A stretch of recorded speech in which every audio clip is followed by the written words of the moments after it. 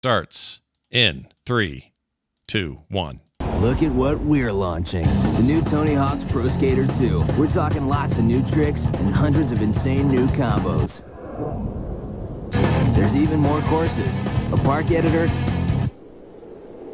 and a dream team of skaters to choose from. Skateboarding reaches new heights with new Tony Hawk's Pro Skater 2, rated T for teens. Oh, If you didn't live in the late 90s, we screamed a lot. yeah. We screamed a whole lot back then. Well, that was good for us.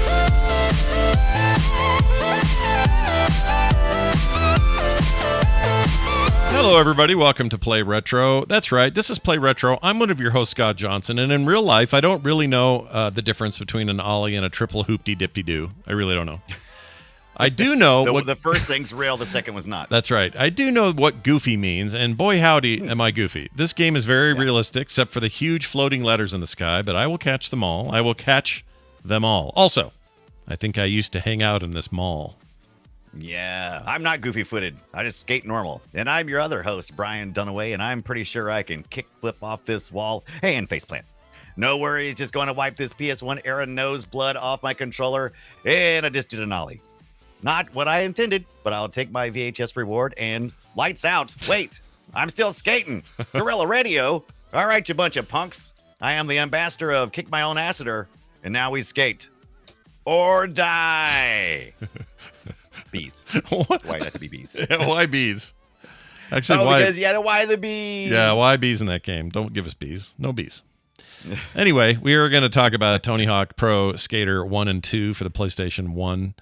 It also ended up on other devices. We'll talk about those a little bit as well. But we think it's time. We think it's time for Tony Hawk to get his due.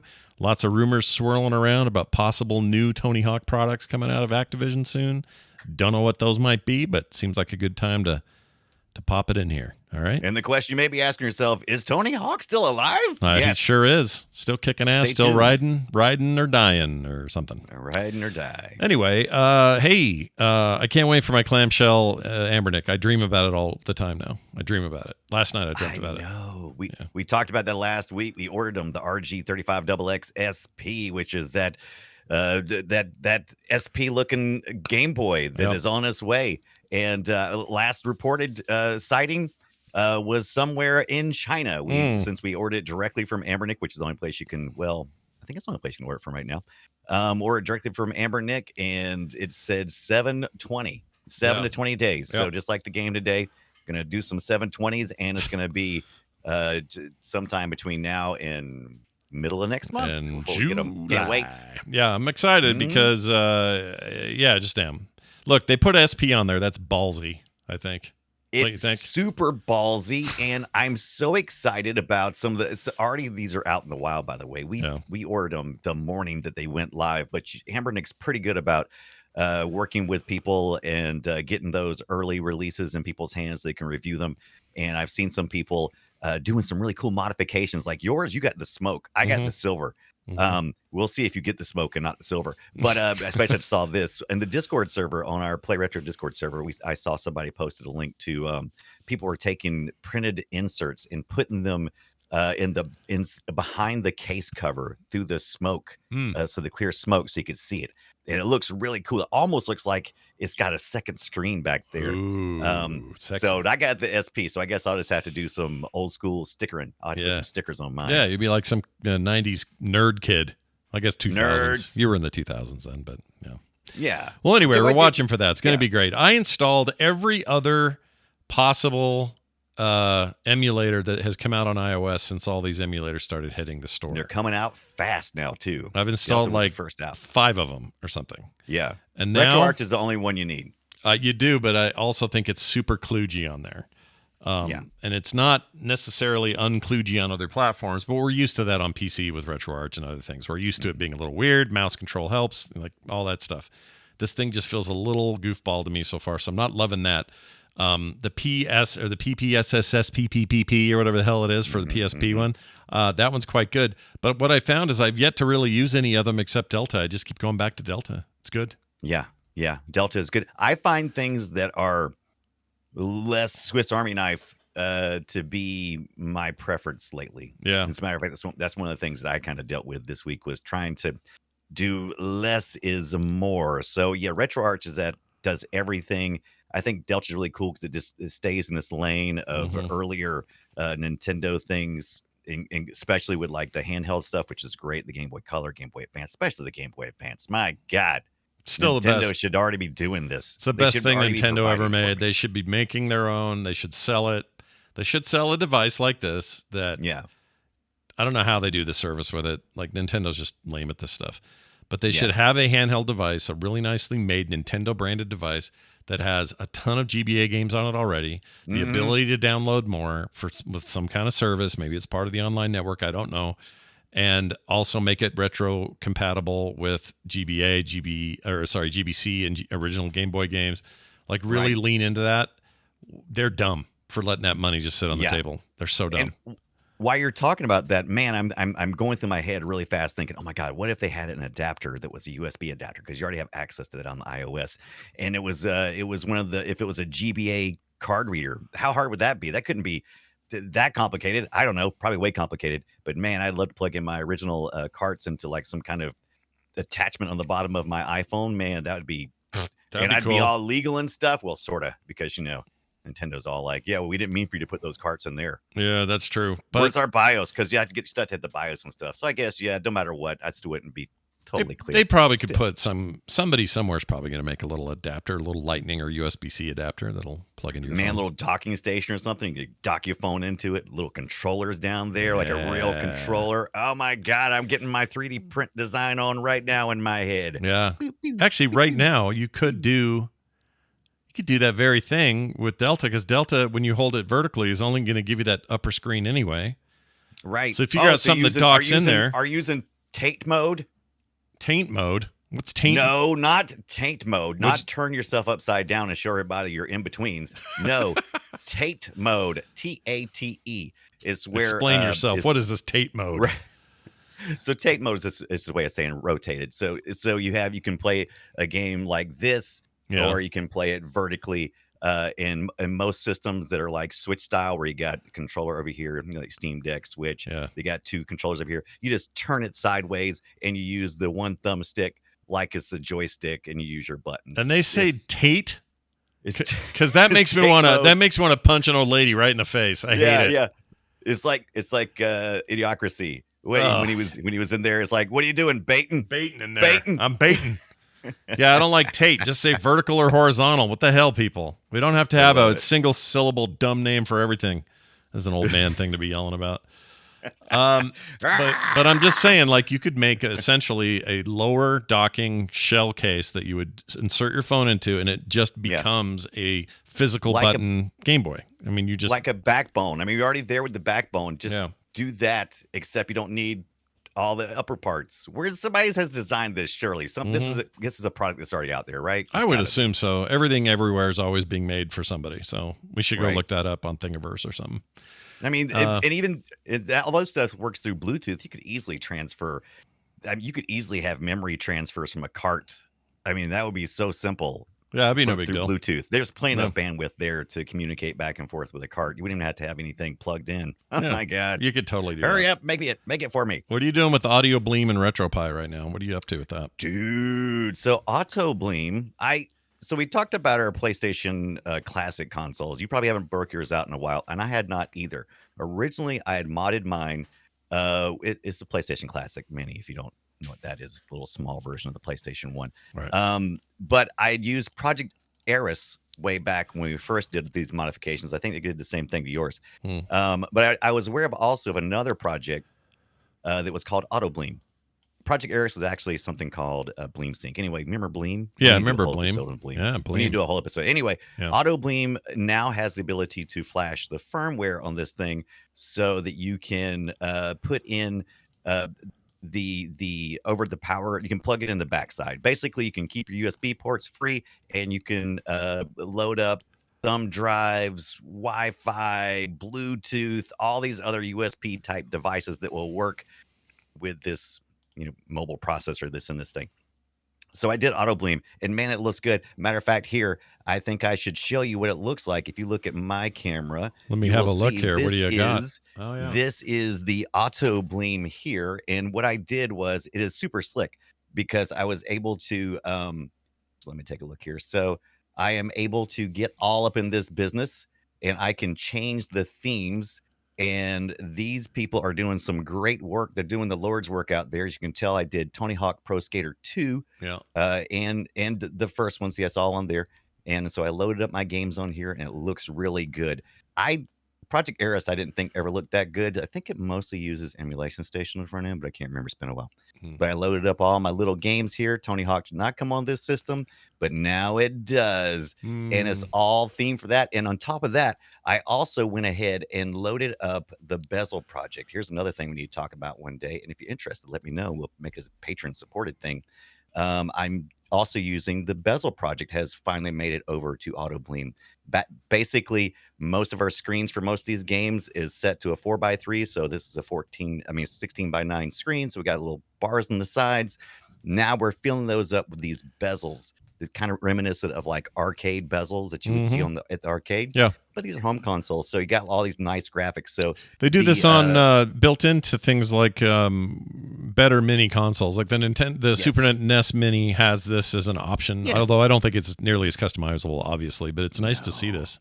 Yeah, it's cool. And I love this. It looks really good. You really feel like it's a real slick interface, and this is AutoBleem. And I know some people are saying, "Well, I Project Iris because I can do this." That's great. That's great.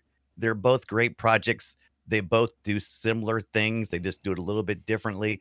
And I just like the interface. Everything works for me here, and it all makes sense. And I really like it. So I'm super stoked about that. And when I did that, I was like, man, I haven't played with a Raspberry Pi in a minute.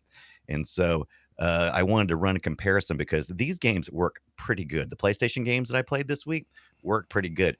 But I know a more universal solution is going to be a Raspberry Pi. So that's what I did. I went out and grabbed a Raspberry Pi 3B, but I'm going to be using this one for my Dream Pi, which is going to be able to connect my Dreamcast to the internet so that I can play games with other people.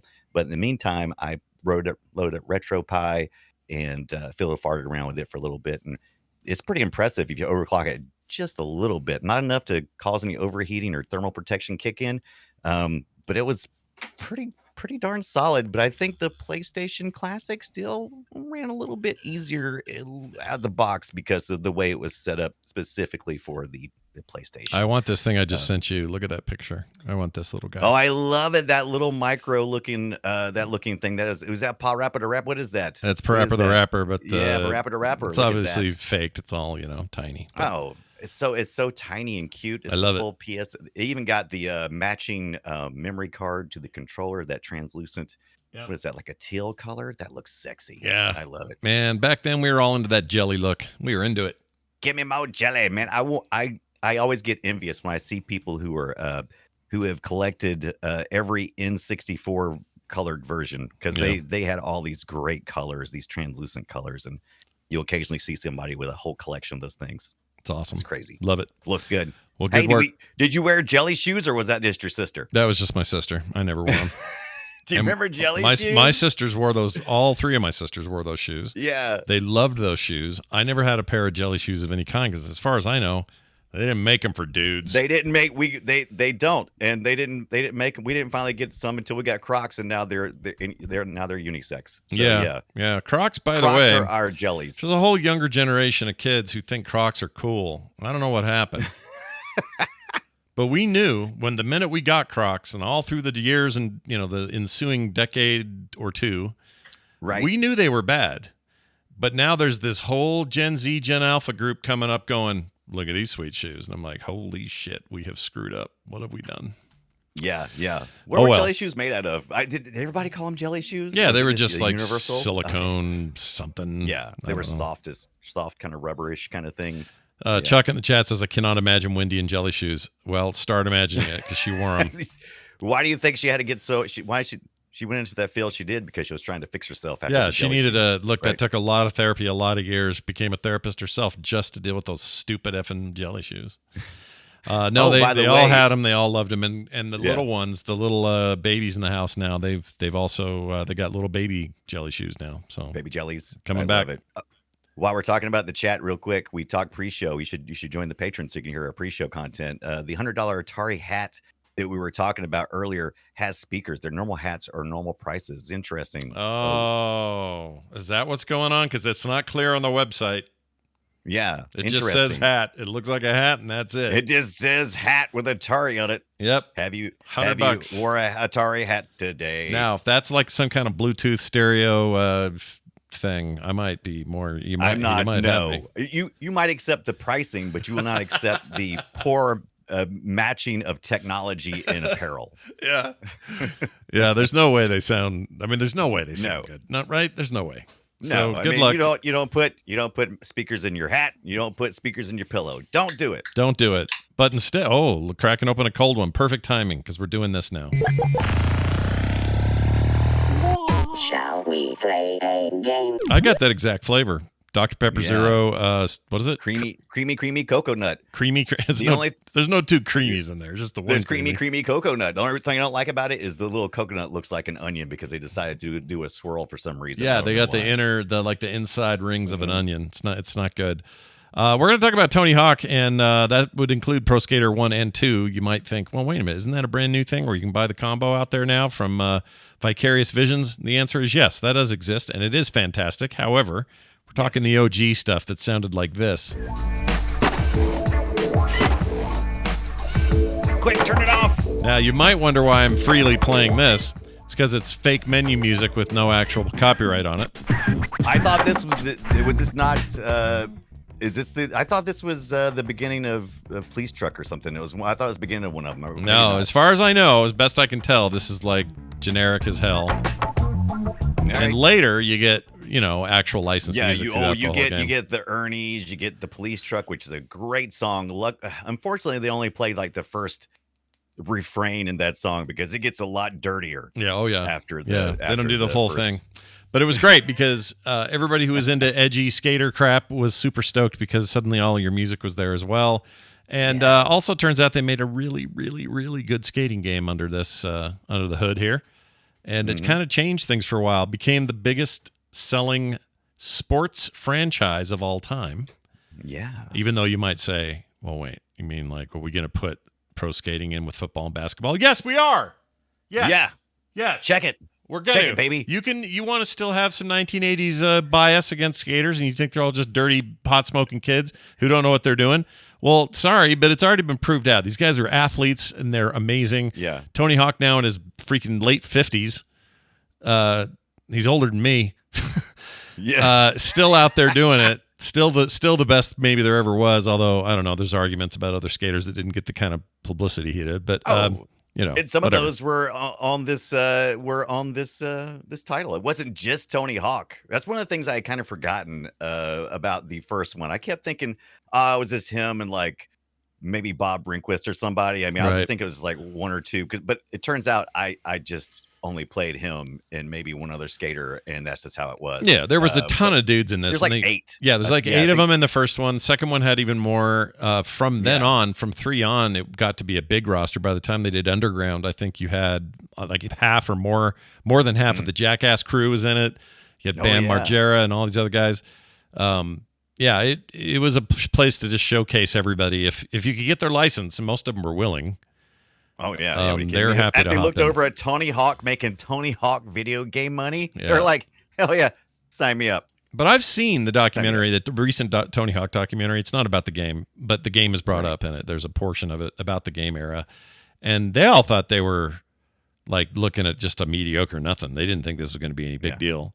Yeah, and it ended up being a huge deal and kind of reinvented what people might expect out of extreme sports-based video games, and you would get a ton of stuff even out of the same studios and publishers for snowboarding and skiing and BMXing. Yeah. What was the BMX one we found? Was it Dave Mira? No, it was no, it was Matt. Was it Matt Hoffman? Matt Hoffman. That's it. It uses the same game engine as this, and it comes as a demo on Tony Hawk Pro Skater 2. Yeah, and you can jump in that and play it for a little bit. I did, and it's pretty fun. And it's the same freaking game. It's just you're doing it with bikes. That's right. Whee! Now the game does not aim for realism.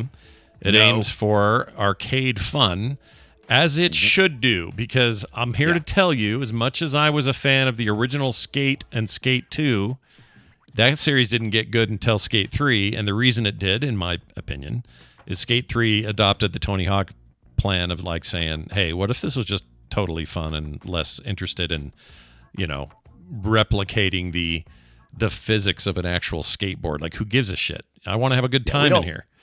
We don't want Sims. We want arcade, because you know what? Skateboarding's hard as shit and very inaccessible to a lot of people, because wrestling gravity is hard on four wheels, or any wheels for that matter. Yeah.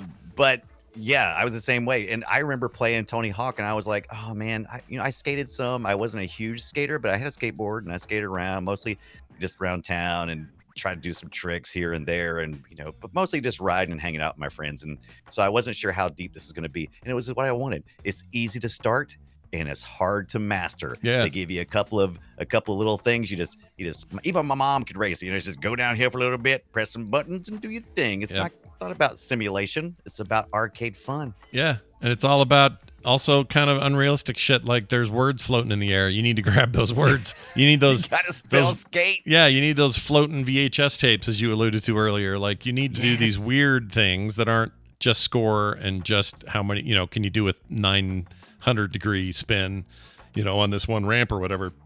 Right. And I think it made it feel like, in any way. And I know that there are other games that maybe deserve the crown, including the original GTA, but this game felt like the first 3D third-person open-world game in a lot of ways. Even though you were always on a skateboard and you weren't stopping and talking to NPCs and junk like that, like you would in GTA 3 some years later on a PS2, you were in a open-world environment and taking challenges at your leisure and at your decision. Like, I want to do this right now, or I'd rather do this right now, or I'd focus on this right now. And the game was extremely cool in that regard, because I feel like it kind of set us up for what was to come. Yeah. Man, I loved it. Man, dude, 89 happens, right? I go to a Ultimate Electronics or some shit. I don't remember what it was. Right. And I saw this playing on a kiosk, and I went, yeah, what are we doing? Yeah. This is so cool. And I immediately bought it. I took it home, and I played it till my eyes bled. That's right. Never until your eyes look like 1999's Neversoft. Exactly. Logo, like right? that stupid little creepy eyeball, especially from 2, dude. That 1 and 2 is real weird. I don't like it. Oh, 2 is so much. I love how much personality they gave that. So Neversoft developed this thing. I think they started developing it before. But I'm not sure if they had done a Bruce Willis thing. Remember that Bruce Willis game, Apocalypse? Is that what it was called? I don't remember. What was that I called? think it was Apocalypse. Anyway, it was what they had worked before this. Actually, when they first started developing this game for Activision, I think Activision went and approached them with the idea to develop a skate game. Then they ended up getting a license with Tony Hawk, and everything just kind of came together. And yeah, the early stuff had like models of Bruce Willis. I want to look at the prototypes on a couple of places that I saw, because I was curious how far those prototypes go back, because I would really love to be able to skate as Bruce Willis. But 99, man, I fired this up on my PlayStation, and this is one of the ones that I had to have immediately. I think I may have rented it the first time I had seen it. Yeah. And then afterwards I had to have it, and I played the crap out of it, and I never got as good as I did this past week in such a short time, because there were so many things that they introduced that I had never seen and did not know to access. Because if you look at the manual's super short. This is all about, it's arcadey in the fact that everything is a combo move, and you don't have to nail it. You don't have to nail it precise. You just got to get close enough, and the game will take care of the rest for you. Right. And most of my scoring was typically done like rail riding. Matter of fact, Ethan kicked my trash. That's my youngest son. He came over, and I was like, "Oh, we're playing Tony Hawk this week," and he's like, "Oh, okay, cool." And so he gets on. He's just kicking my trash, because everything he's doing is just doing these riding the rails, which seem to be pretty decent low mid-level points. And I'm over here trying to do all these combos, and just all I'm doing is face planting constantly. So I'm getting 0 points. He's ever racking up points with easy slides and stuff. Yeah, it's sometimes for some people that's just really easy to pick up and go. And I don't know that I've ever been great at it. I'm okay, but I'm better recently with that remake. And if you guys have not played it, it really is worth grabbing. It's 1 and 2 combined. 1 plus 2, right? Is what they call it, 1 plus 2, yeah. But they've completely kind of, homogenized the entire UI and all the experience in between, so it's less like It doesn't. When you go to play 2, you don't feel like, oh, I'm playing a whole different game. No, it just feels like you're playing all of the content of those first 2 games under a unified umbrella, and it feels great. It was developed in beautiful 3D Unreal Engine 5 by the folks at Vicarious Visions, and right after this, those guys got hired by Blizzard, or not hired, they got consumed bought up, right? By Blizzard, and then they immediately put them on the Diablo 2 Resurrected remake. So they clearly have some chops for remakes and making them look right. Obviously. Anyway, if you haven't played that in a while, go install that shit because it is so good, dude. It's real good. Yeah. Activision, they picked up Neversoft, right after the first one. They said, "Hey, good enough. You're part of the crew now." Yep, they became a Neversoft dev, an Activision dev. I don't know what is their current. I don't think Neversoft exists anymore, right? Did they shutter it? Yeah, it was for the longest time just basically a team inside of Activision. I don't know if they've done anything since 2017. I can't remember. It's been a while. I don't even know if they've deprecated it or what they've done. But we just saw Atari bring back Infogrames, as a producer. So anything can happen when you're talking about a cool ass logo and there it is. I found it. They defunct them, or they are no longer an active studio as of 2014. Right. So 2014. Yeah. Don't worry, they'll be back as soon as somebody figures out there's nostalgia for that bouncing eyeball that has the tail of nerves. Yeah. Which like I said, I find him more interesting than Luxo Jr. Yeah. No, he's super interesting. Luxo Jr., isn't it the Pixar? Yeah, thing, little Pixar lamp. Yeah, he's Luxo Jr. Luxo, not Luxor. Right? Luxo. I think you're right. Luxor. We've already covered MDK on the show, and MDK was a Neversoft game. Yeah, that was like two games before this, I think, or something like that. Yeah, I loved MDK. Though. Their first game was Skeleton Warriors for the Saturn and the PlayStation, then MDK, which was kind of everywhere, PlayStation mostly. Then Apocalypse, like you mentioned, Tony Hawk Pro Skater, then Spider-Man, the original one, 2000, and then Pro Skater 2, 3, 4, Underground 2, Tony Hawk's American Wasteland, and a game called Gun, which was a launch title for the 360, and it was terrible. But it had such hype around it, man. I was so excited about it. Yeah, it did not bad video game. Well, that was the one. Yeah. That's when we first started thinking we want to get back into the old West with games, right? Because we hadn't done that in a while. A little bit. So that's the same. Kind of kicked that off. Not the same year, but you're a few years away. Well, 5 years away from Red Dead Redemption 1. Yeah. So I'm guessing this is right around the time Red Dead Revolver was out. Right. Very different game than that series turned into, but. That's the one that won. But then you had Tony Hawk Project 8 in 06. You had Tony Hawk's Proving Ground in 07. Both of these were massive failures. They were not good. Yeah. I think Proving Ground's the one that came with the board. So you had to stand on I think you're right. Do you remember that? Had like a... This is when we were all into... Wow. I mean, this is like Wii era, so it's like Guitar Hero and GarageBand and all this stuff. We were buying plastic shit, and that's what that was. So Neversoft also came. They did their own little thing. They had a second big run there after Tony Hawk series. Man, Activision wanted a series with Neversoft to just keep making some kind of game that was just like constantly churning out product, right? So the first couple of years of this Tony Hawk Pro Skater was this 99, 2000, 2001, 2002. Like it was gonna. It kept getting better. As a matter of fact, 2 was like in the top 10 best-selling PlayStation game, which is huge. That they sold a lot of stuff on like. I mean, honestly, up until the year 2007, there was one Tony Hawk game every year since '99.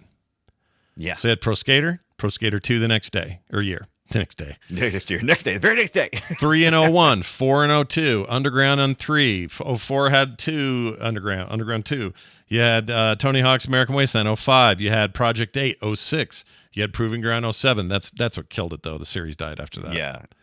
It was taken after what I think Underground really did well, and then I think it just kind of had a few missteps, and eventually they just face planted the whole Underground was awesome. I thought Underground 1 and 2 were freaking rad. But that's where it peaked.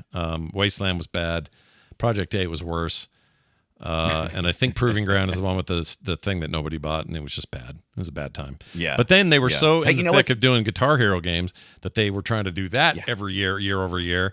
And then they get to 2011, they're like, hey, you guys, we want you to work on the every other year Call of Duty shit. So it's like, okay, we'll do Modern Warfare 3, we'll do Ghosts, we'll do Advanced Warfare, my favorite, by the way. Advanced Warfare got killed, Advanced Warfare 2014. It's my favorite of the series. A lot of people don't agree with me. But whatever. I like the outer space. That's when they got rid of Neversoft, isn't it? And then they merged them in with the other guys. What was their name? Infinity Ward. They merged them. Infinity Ward. That's right. And that was the end of that. But they retired the name. So the people still continued, but the name got retired. Yeah, they're done. I think it's funny that Tony Hawk's path eventually crossed over with that attached skateboard, like you said, because Tony Hawk was inspired by an arcade game called Top Skater. I don't know if you remember that. I remember one. that. Yeah. It's the one with the skateboard, and you would get in there. It was proving you could do have a game that was mostly just tricks and stuff, and trying to accomplish those, and that's inspired a lot and informed a lot. That game had what do you call it? Safety bars. It had right. I'll show you, chat. You guys can see this thing. It is a great big stand-up arcade machine, but very physical. Yeah. Like you had to. Oh, very physical, man. It was so much fun though.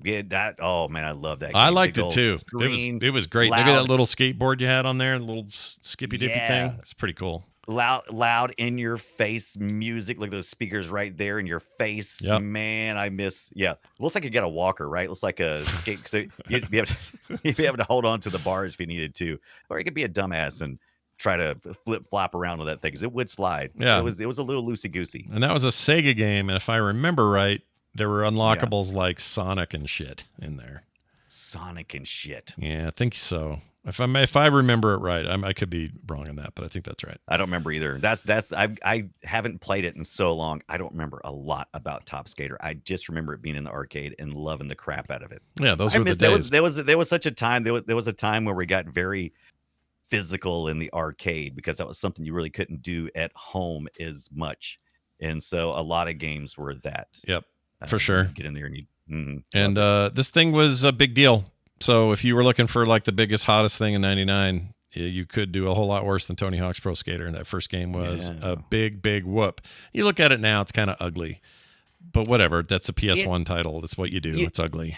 The more I get into these different projects and things, and I'm sure a lot of you retro gamers already know this point. My love for CRTs, and that we've talked in brief about how, using technology that was designed, or games that were designed for scan lines instead of pixels, which are on or off, it doesn't look the same. So when you're rendering these things on these modern displays, you don't have what are called the in-between scan lines, and so you're getting this raw pixelated image that was never meant to be seen, and so it looks super ugly. You got jitter on the PlayStation. That was also something that was meant to work mostly with CRTs and not what we see now. But there's all kinds of like filters and things that you can make it look really sharp. As a matter of fact, I did that with the PlayStation Classic this past week. It's not always translatable when you're doing stuff like streaming it on Twitch, because of how the screen size can be anything. It can be a phone, or it can be something big, so it doesn't always scale well. But in real life, looking at a TV with scan lines, it looks, especially with the Bezel project, looks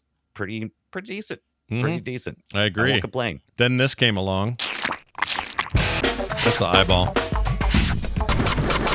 Yeah. That's right. Tony Hawk Pro Skater 2, an obvious sequel to a high-selling game, comes out. And this thing, once again, take the world by storm. This came out on the PS1, N64, and Dreamcast. I played all three, and let me just tell you, and I played them back then, that N64 game is bad. It's not good. That's the only one I didn't get a chance to play this. I did play this in the Dreamcast and back in the day. Dreamcast version is an awesome version of that game. It looks really good, because you don't have all the jitter stuff and everything. You've got just the polygons are a little sharper, and it just looks really good. It looked better on PS2 as well. The PS2 version of the game looks so much better than the first game. Just refined, cleaner. Obviously they didn't do a ton. I mean, the new levels are awesome too. Like, there's a lot here in the game. It's not like you just go, oh, they just barely updated it and called it a new game. It is a new game, but you can tell they spent a lot of their time polishing what was already good. and made it better, and it really showed. I thought 2, kind of the pinnacle of the series before you get to the underground stuff, and maybe, I don't know, I thought 3 was pretty good too, but in this era, it was definitely an improvement over 1 and really was a high mark for the game. And there's a reason why these remakes are 1 and 2. You know, they could have just done 1, but 2's hella good. So they looked at 3 and 4, and there was a project plan for 3 and 4, and so far it's been delayed and put back because you're right. 2 is really, I mean, there was some improvements in 3 and 4. We'll eventually get to talk about those, but things change because in 3 and 4 they started. I think it launched on the Xbox. It launched on the next generation, the PlayStation 2 and the Xbox. Yeah, I had them on GameCube, where I played them. Yeah, there were backports that were coming back to the PlayStation 1, but they were pared down, so it gets complicated. But 2, like you said, it had the best soundtrack. It had all of the hottest stuff. And the first one, you had a lot of punk. In this one, you've still got the punk contingent, but you also got some more modern alternate rock, and you also have some hip hop, which is kind of merging anyway, like that Anthrax song with Public Enemy, which is just awesome. So the all new game, polished. They had some features that I never really used back in the day, which was create your own park. We can like lay out your own little parks with ramps and stuff. Yeah, I never did that. I never messed with it, but it seemed pretty cool. It seemed pretty robust for the era. Not bad for the era. I never messed with it until this week. And if you haven't played 2 in a while and you want to make yourself laugh and you never did this, you can go in and create your own skater. And one of the things you can do is to adjust their weight. And I took it to the max. I had a skater, and I called him Giblets, and he weighed 378 pounds, and I gave him superhuman stats by focusing everything on his ollie and his hang time. So man, this guy he tricks for no problem, man. He was doing all kinds of stiffies and everything, and it was a thing of beauty. But he's a big polygon chunk, and I loved it. Yeah, it's really good stuff. I showed a brief clip to the chat of the newer game running, and you can really see the difference in fidelity. We're only streaming at 30 frames, but normally this is a good 60 or more on PC, even more. What I'm most impressed with these remakes, and I'm sure that the delay on 3 and 4 probably come from the fact that Vicarious is no longer a company that you can just hire to do this. They're now owned by Blizzard, and Blizzard, well, I don't know, Microsoft maybe does something different now with them because they own it all.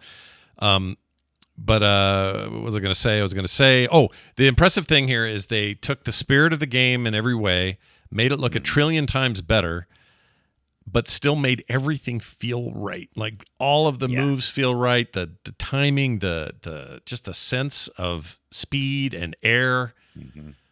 I can't recommend that shit enough. The stupid checklist. I was a little disappointed because I had forgotten in the first one your awards, where you say you usually had like 5 per skating area. Yeah. And you would collect video cassette tapes. In this next one, they came up with an economy, and I'm like, you're heading towards microtransactions. I can feel it. Came up with an economy. So you'd have a checklist of every area, which have like 10 items. And a lot of that was just so you could earn cash, because you could spend that cash in upgrading your skill set and your equipment.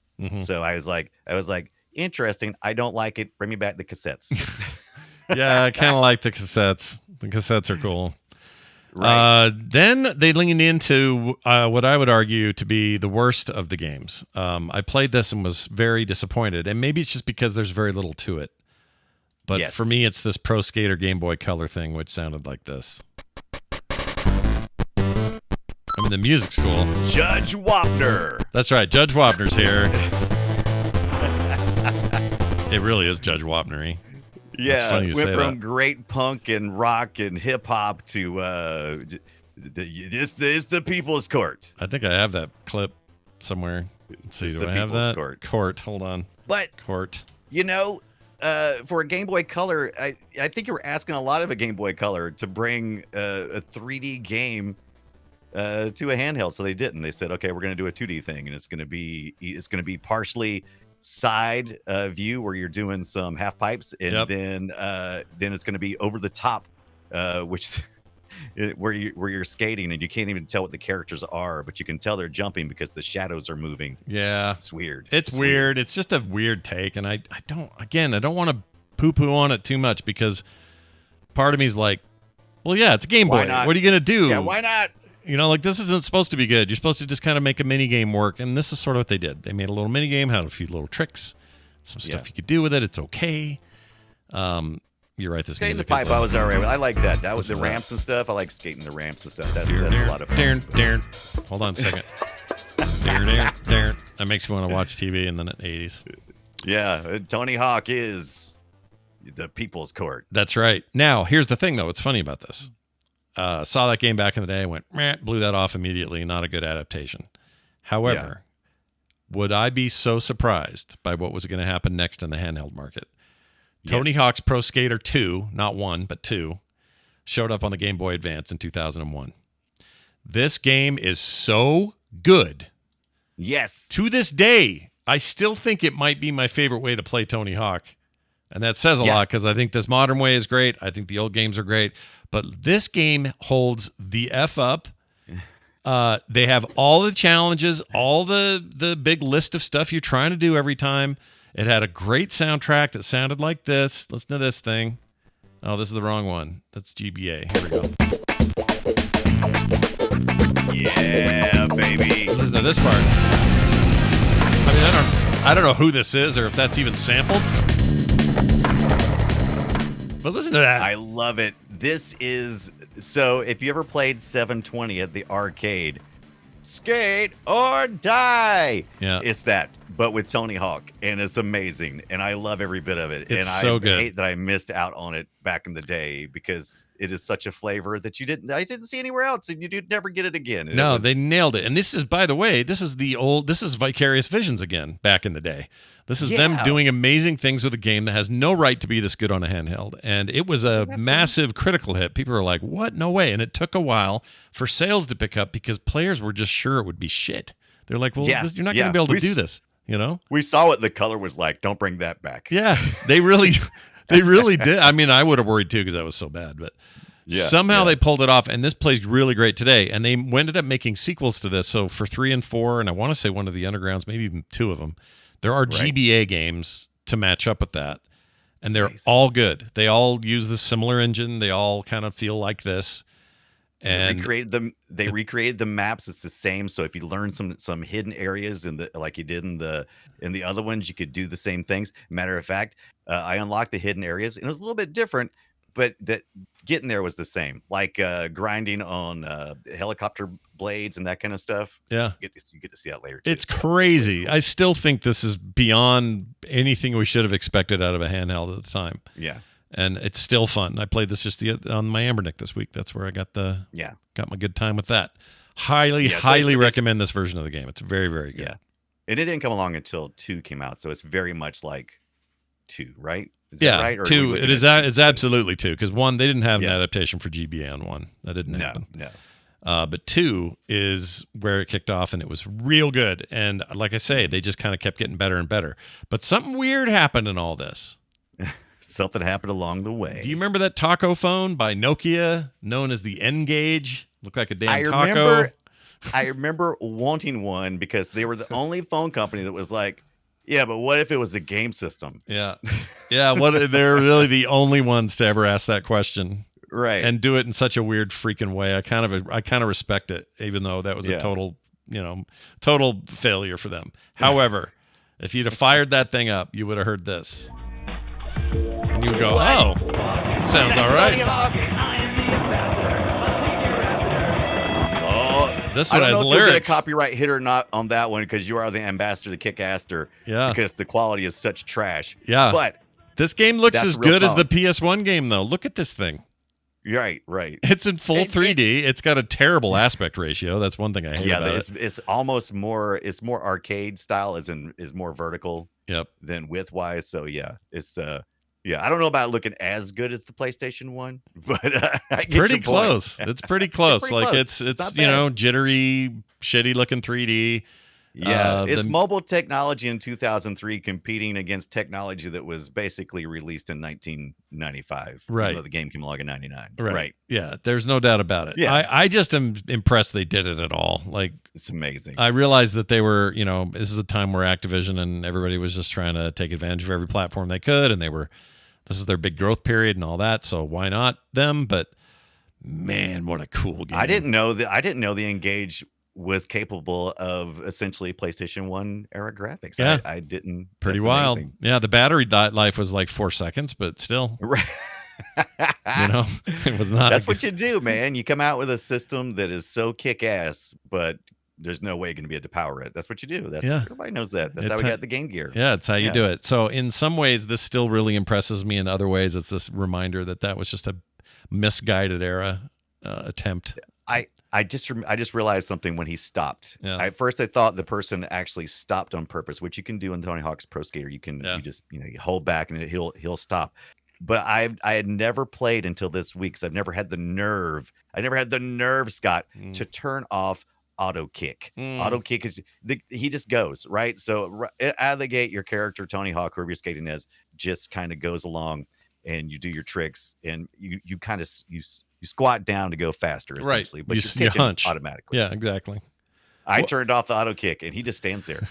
You got to kick, and so I did. And trying to kick enough at the right times, and then to get any height. Yeah. Woo, boy! It's like saying you're gonna drive automatic or manual in your race car game. It's like some people can do it manually, and some people like, no, I'm not doing that. Yeah. I'm here to go left and right. I'm not here to figure out gears. Yeah, and if you don't remember, by the way, what this game system looked like, here's the N-Gage. That's just crazy, man. It's so weird to me. You got your numbers over there for dialing. Yep. Then you got a little thumb pad, D-pad kind of thing, and it's got a little radio. Apparently, because you can listen to the radio. You could totally do radio stuff. Yeah, I don't know I think that was actually a tuner. The music thing was maybe MP3s. Right. I don't remember if we were even doing that then. This is really early. But take notes. I had one of these. I wish I don't know where it went. I don't know where. I didn't sell it. I didn't give it away. I don't know where it went. It's alien technology that was revoked. That's what happened. The aliens came back when you were sleeping and just beamed it out of everybody's hands in the house. Yeah. This could never get into the humans' hands. They had a couple of versions of it. One of them tried to do a larger screen. They were trying to do an N-Gage 2, but then scrapped last minute. This was all just before Microsoft bought not NVIDIA, Nokia. And it was really short-lived. Like, this was like, this is a weird idea that I respect it. I do. Right. But it was shit. I love it. One last thing about Tony Hawk Pro Skater 2 that I forgot to mention earlier, because this happens a lot later on. Yeah. I noticed when I was playing that it had a Marvel thing down at the bottom that's like, all Marvel characters belong to Marvel and not us. And I was like, wait a minute, there's Marvel characters in here? Sure enough, there's an unlockable Spider-Man in there, which made sense because Neversoft was also developing the Spider-Man game, which we talked about earlier. Yeah. And so I never unlocked it. There's a couple of unlockable characters, I think in 1 and 2. I think there's a couple of them in 2, but that makes sense. Did you ever unlock Spider-Man? No, I don't remember that at all. I wonder if that's in the remake. I would guess they took that out, if I had to guess. Yeah. It's a good question because Spider-Man has changed hands a couple of times since then, hasn't he? Yeah, and Sony, maybe the PlayStation version could do it because Sony owns all that. Yeah. But I don't know about like me playing it on the PC or something. I don't know if that's even an option. Just some guy with a Spider-Man mask. How wrong would that be? I don't think it'd be that bad. Chat's like, you should stream your N-Gage, Scott. Dude, if I had it, I'd try. I don't know where. For two things. Camera. One, how would I even do it? You know? You have to have a camera. There's just no way. There'll be, oh my God, trying to access the screen to convert that to HDMI or component or something, I'm sure it's possible. But it's not even backlit. That thing is a dark screen. It's not good. It's not good. It was a piece of hose. It was them thinking. It was forward thinking that mobile and gaming were going to be inexorably stuck together one day, and it's true. They weren't wrong, man. The market on the phone is the biggest thing freaking ever. Let me share this data with you. I found yesterday. This is crazy. I was looking at crazy data. So this is, by the way, $55. I can order an N-Gage off the eBay. Let me see here. see if I can find this. Where's my notes here? Oh man, this has still got the box and everything. Wait a minute. 24. Here we go. Oh, that's just the fold out. Nice. Not even the phone. Nice. Hilarious. I can't find it. Why? This guy's deleting my section. About $100. I can have an N-Gage here off the eBay. Look at that. What is Today is the 24th. Day before that was the 23rd. Right. 22nd. That's when I was on. All right. Here's the data. Ready? Give me the data. Total revenue in 2023 for all the data we have up to a point anyway shows the following things. This is interesting. 8.4 increase in PC gamer-related digital sales. So PC gaming saw a big jump in that year. Console only rose 0.3%. Very small. Mobile gaming fell 2%. But let's look at the total revenue per category. At the bottom rung, PC gaming, $39 billion in that year. Billion. That's a lot. I remember the entire industry was like 7, and we all thought that was amazing. Yeah. Anyway, consoles. Who's not getting any of that money anymore? Who? Tony Hawk. Yeah, he's not getting a dime. They had an iOS version of the Tony Hawk Pro Skater, and it got pulled. It was also poop. It was bad. Yeah. Consoles, $52.4 billion in that same year. Right. Mobile gaming. Guess what mobile gaming is? If you had to guess. It's $2.5 trillion. A little too high. Okay, but it's a lot more than it's almost double consoles, which is the second leading one. $89.9 billion. Nice. On mobile. Somebody's eating today. So my point is, N-Gage was not wrong about what the future would hold. They just were too early with a bunch of weird, bad ideas. That's all. Yeah. Yeah. All right. Well, let's move on to a game of our own. Go play some Tony Hawk, everybody, for real. It's all good. Yeah. Skate on. We love this old series, and in some ways it's new again because that new version is real good. Mm-hmm. All right. Now, this. Destroy it. Time to play Guess Our Game. All right. No, you guessed my game. That's right. You guess my game, then I guess your game. And we do it with audio. Right. We play a little audio and we tell people about it. Oh, I forgot to put this in here. This is an arcade game from me. And the year is 1988 is the year. 88. Yeah. Yeah. All right. That's two infinity symbols next to each other. That's two infinities and beyond. And beyond. Ah! I see what you did there. All right. Here's my audio. You tell me if you can figure this out.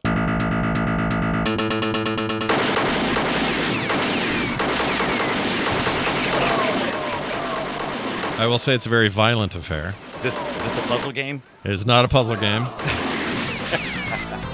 Unless you think a puzzle game is all about shooting dudes. Sounds like a platformer. Well, let's find out.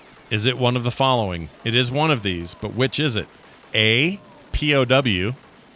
B, Vindicators. C, Devastators. Or D, Sky Soldiers. It is one of these, and these are all games from 1988 in the arcade. So again, POW, Vindicators, right. Devastators, or Sky Soldiers. Okay, so first of all, I don't know if Sky Soldiers is a real game or not, but I love Sky Soldiers. That is a great game name. It is a real game, confirmed. Right. POW, play on words. I don't think that's an arcade game. No, like Prisoner of War is what that stands for. Prisoner of War. Oh, okay. Oh. Yeah.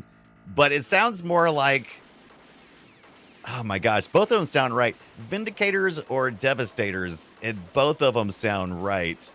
But God, why does Vindicators sound more right than Devastators? Oh my God, I'm not even sure. ABC. C is the most common picked one, so I'm gonna go with C. You gonna go with C? just because I gotta toss a coin between B and C. All right, let's find out if it was Devastators. Let's see if you'll be devastated by my answer.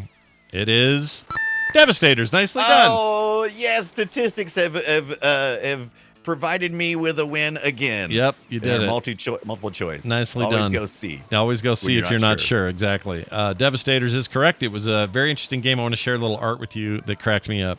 The cover of this thing, or part of the cabinet art and graphic art on it. Let's see if I can pull it in here and put it in Discord as well. Both these titular characters, they look both like They're Stallone. both Stallone. They're both Stallone. They're both Stallone. I think I've read about this some. I think I watched a video on this. It is absolutely both Stallone. And how do you know they're different? Because one's got a red bandana. Yep. And one's got a blue One's got bandana. a blue one and a slightly darker tank top. Tank top. Tank top. Tank top. That's your underwear. Yep. Your tank top. That's what you wore back then. All right, Brian, tell me about yours. What's my year? What's my platform? All right, I was having some Dreamcast dreams this past week, and I looked through some of Dreamcast games. The year is 2000, so this would have been that year that we had Tony Hawk 2. Oh my gosh, the Wraith in the chat called it Staclone, like instead of Stallone. Staclone, because there's two of them. You're killing me, the Wraith. That's very funny. Brilliant. All right, Brian, I'm going to listen to it then. Graffiti, claiming that it is their way of expressing themselves to the world. However, ever since the metropolitan government and the financial conglomerate, the Rokkaku Group, combined their efforts to co-found the 21st Century Project, the streets of Tokyo have never been the same again. Okay, I think I already know this, but tell me my options. Oh, your options are going to be A, Jet Set Radio, B, Crazy Taxi, C, Tony Hawk's Pro Skater, or D, Sonic Adventure. I tried to pick a bit of audio that might not be representative of a whole game, so let's find out if Scott can guess. All right, Dreamcast 2000. I think this has got to be Jet Set Radio because he mentioned graffiti at the beginning, and that's like a thing in the game. Yeah, so it was in Crazy Taxi too, but yeah, whatever. Yeah, but it was less prominent. Plus, the whole city he just mentioned, the weird Japanese city that doesn't exist, that all feels like Jet Set. So I'm going to say Jet Set. So you don't think that was Knuckles talking in Sonic Adventure? No, I don't think so. All right. Am I right? Scott, the answer is A, Jet Set Radio. I figured. I think it's because of him telling me this fake city and his graffiti focus. I think that's what gave it away. Yeah. I think he also did some voice. I couldn't tell. I was trying to remember who that voice actor was. And he sounded very much like Crazy Taxi. And those were my first two. And then I actually meant to put Tony Hawk's Pro Skater 2 is what I meant to put in there. But I put 1. And so that was a dead giveaway. Definitely not. But Sonic Adventure was just for fun. When's that new Crazy Taxi coming? That new Crazy Taxi is coming. So what's the date? I'm pretty excited about that. Show to the Game Awards. They got a brand new Jet Set Radio, brand new Shinobi, brand new Crazy Taxi, and a brand new Streets of Rage. And the Crazy Taxi game has no date, but Sega came out and said, "We're doing this." It is a AAA Crazy Taxi game, which is a weird thing to say. So all you need to do, it's simple. This is really actually simple. GTA ate your lunch because the beginnings, the Crazy Taxi is basically GTA Lite. It's like a mission in GTA. Mm-hmm. And all you got to do is blow Crazy Taxi up and have a story around it. Don't make it just run to the next place, go to the next place. Give me a mode like that. That's fine. But what I want is like a blown out, ridiculous, over the top story. You got to go that way. That's what I want. Yeah. I'd love it. I'm sold. If you just said we're bringing back Crazy Taxi, yeah, you kind of had me at that. And then if you do anything beyond that, I'm gonna be your friend forever. Because if you just bring back Crazy Taxi, I'm gonna play it for about a week. Go, that was a cool, nice revisit. If you put more, like Scott said, you may have a chance to reboot here. That's right. If you don't bring back the Offspring songs, you're making a mistake. Welcome to the treasure room. Well, look what we got here. Some emails. Ooh. Actually, it's 2 texts and a voicemail. In fact, I'm going to start with the voicemail. This is about BBSs, okay? Oh, yeah. Business by Systems. By Butthole Jr. Hold on. By Menon. I lost the call. Where did the call go? It was right here, and I lost it. Oh, there it is. I found it. Here, enjoy. I'll play it. Hey, guys. It's Fred, Game Blips. In a couple of hot seconds. Anyway, just listening to Play Retro. I think it was 113. And at the end there, you're talking about BBSs. I just took down my BBS, but it was full of games, including Trade Wars. I could be, kind of strong-armed, maybe? I don't know. There we go. I knew it. Back up. I knew it. For everybody to play. Let me know. I would totally do it. Thanks. Love what you guys do. Bye-bye. Bring back the bulletin board system. The question I have, the bulletin board system. well, he Yes, should do it he should do it no matter what. But my big takeaway from that call is I need to know more about the story. Why did you feel that you needed to take it down? What happened? He probably was like, nobody messing with this. Why am I bothering? You know, this guy could same run. as the He could do a BBS board, an official Play Retro BBS, and run it for us, and we could have all kinds of traffic there if he really wanted to do this. Totally. Dude, totally. We would love to do that. Yeah, if you're in this is was this Tyler? No. I don't think Who is this? did he say his name? Hold on. He said his name at the very top. I lost it. Hold on, let me see if I can find it. Let's give some respect to the BBS, Hey guys, baby. it's Fred. Fred from Fred the BBS man. That's what we're talking about. I would love it if you did that again. So don't shut it down. A. B. Rebranded all Play Retro stuff, and we'll just have a ball with it. We'll make it part of our retro report. Sure. Here's a quick text from a listener. This is from a janitor called Tyler, is how he signed it. It's not me making that up. He says, this is for you fine folks that play retro. Fun fact, the cinematics for Abe's Oddworld, Abe's Exodus were submitted to the Academy Awards for consideration back in 98. I kind of remember this. There was some story I do remember that. It didn't do well. No. But it shows you to what degree they were passionate about it. Yeah. Also, it just, they felt strongly that game content would need to be recognized for its artistic value, and especially in cinematics. And I think while we have been slow in this country to appreciate it, the BAFTAs have stuff for games every year. Yeah, and we should be more like the BAFTAs, in my opinion. Agreed. Also, in the Excite Bike episode, I kept waiting for you to mention the Trials franchise. It's also heavily inspired by Excite Bike, but not quite as cute or colorful as Joe Danger. It's physics-based, tough as nails, and has near endless amounts of tracks created by a very strong community. I'm sure Scott could probably even find Mad Max-themed Trials tracks. We didn't mention it, but I don't know which version of Trials is the one you should watch, because...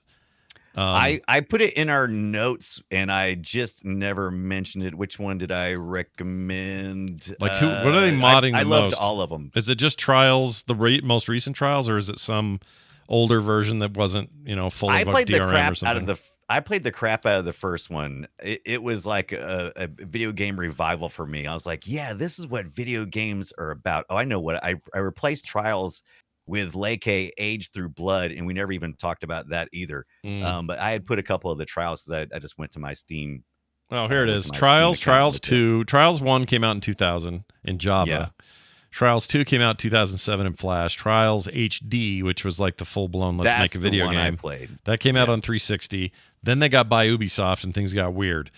2012 Trials Evolution, 2014 Trials Fusion, and then 2019 Trials Rising. So can I go get custom maps for Trials Rising, or are we talking something older? Here.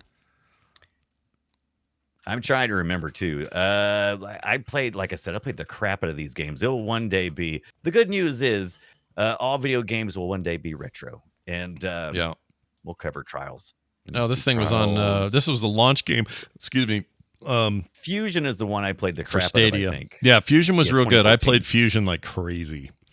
Yeah, let's see what the community has listed for this. Usually at the workshop and stuff, I have that, unless it's some kind of outside of that. Where's the workshop at? I don't know. Multiplayer physics. I'll have to do some more looks. All right, I like that game though. So good one. Good call. But yeah, that's a real good.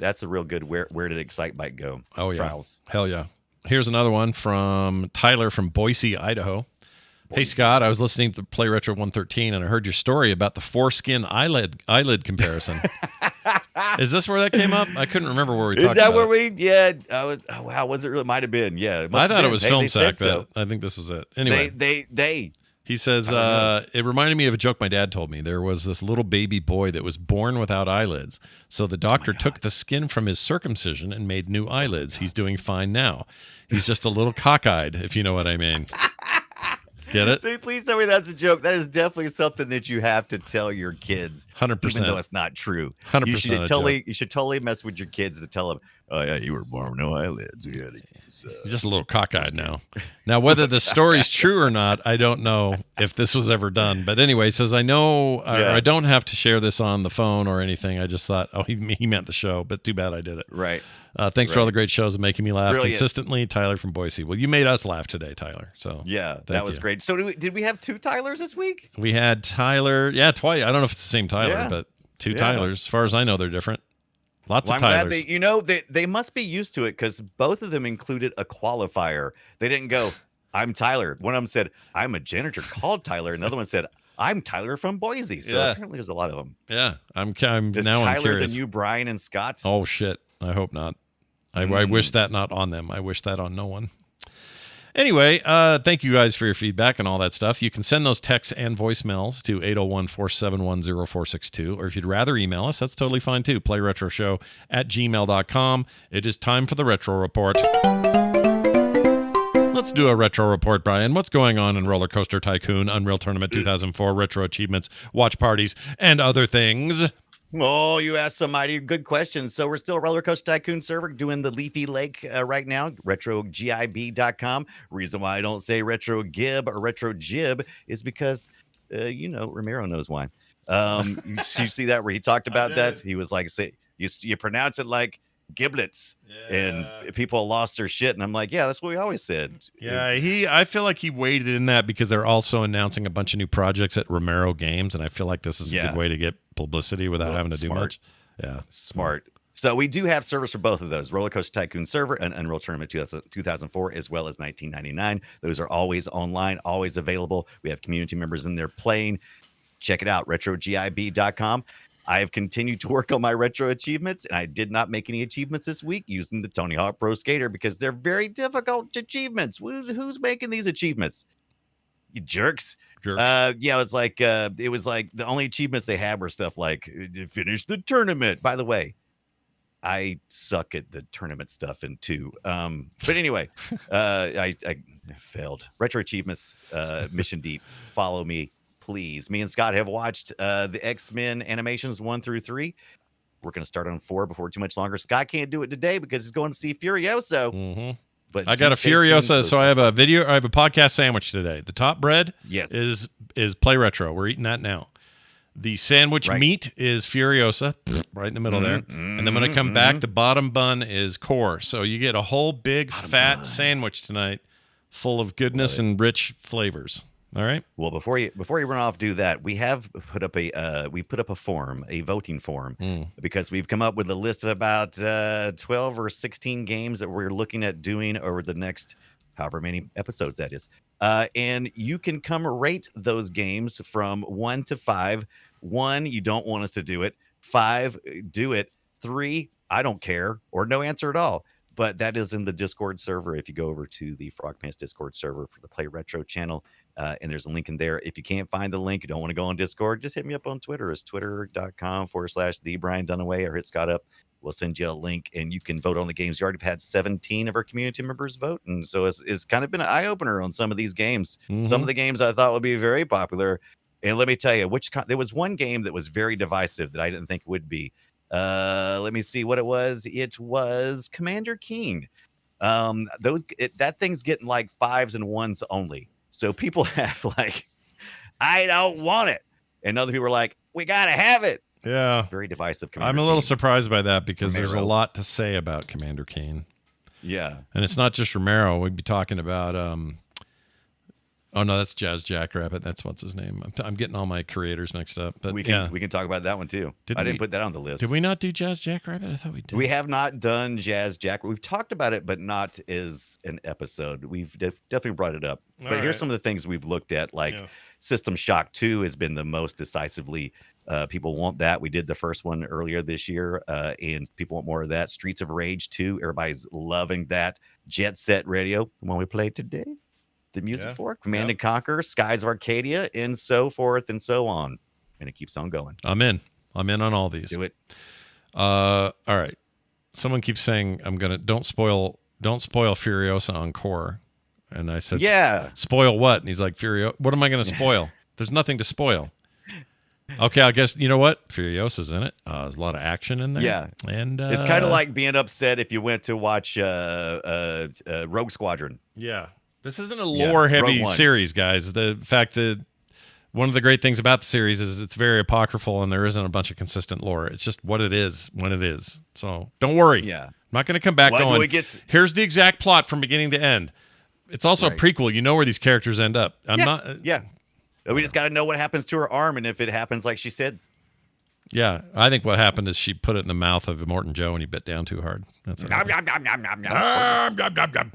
all right, that is it for that. Thank you for that. Next week we're doing Burger Time. Getting back to the arcade. Yeah. Burger Time. Burger Time. So I've been playing Mario Wonder, and there's a game mechanic where you, and this game mechanic's common, where you walk over a platform and then it falls afterwards. So you have to completely walk over top of it. And I was like, oh man, this is Burger Time. It's like a mini game Burger Time. And I love that game. It was so colorful in the arcade. It was fun on the NES. Watching that little chef walk up and down ladders and walking across burgers to the bun, buns to the burgers. And a little nostalgia hit for me. I'm excited. I love Burger Time. The real kind of Burger Time where I get a burger and also the video game Burger Time. Will I eat a burger while I play Burger Time? I might do that. I might actually do that. That's a great idea. That's not a bad idea. Yeah. So let's get together with Chef Pepper. Yeah, that's right. Yeah. That's his name, Chef Pepper. Peter Pepper. Yeah, Peter Pepper. Chef Peter Pepper. And walk all over our food. Okay? Yeah, walk over our food until we make giant burgers. Who are we feeding? I want to know who we're feeding. No, nobody These of note. giant burgers. But you'll find out next week when we talk about Burger Time. Between now and then, I would like you all to go to frogpants.com/playretro. All your links of note will be there. And don't forget to support us on Patreon, like Danny Johnston, who just joined today. Welcome, Danny. Hi, Danny. Also, Lewis, another recent joiner. That's all at patreon.com/playretro. Get no commercials ever, pre-show content every week, and other monthly benefits that can be yours if you'll just sign up today at patreon.com/playretro. Also, the other advice I would have for people is go play something retro. All right? Don't be sitting on your thumbs. Play something. All right? Do something useful with your thumbs. That's Get right. them out of your butt. And stay out of trouble. We'll see you then. Take or die.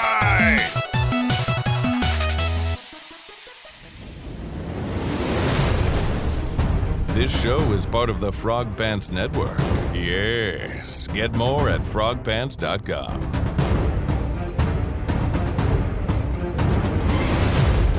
Tony Hawk? You ready? Yeah, I'm ready. It's 3:01. You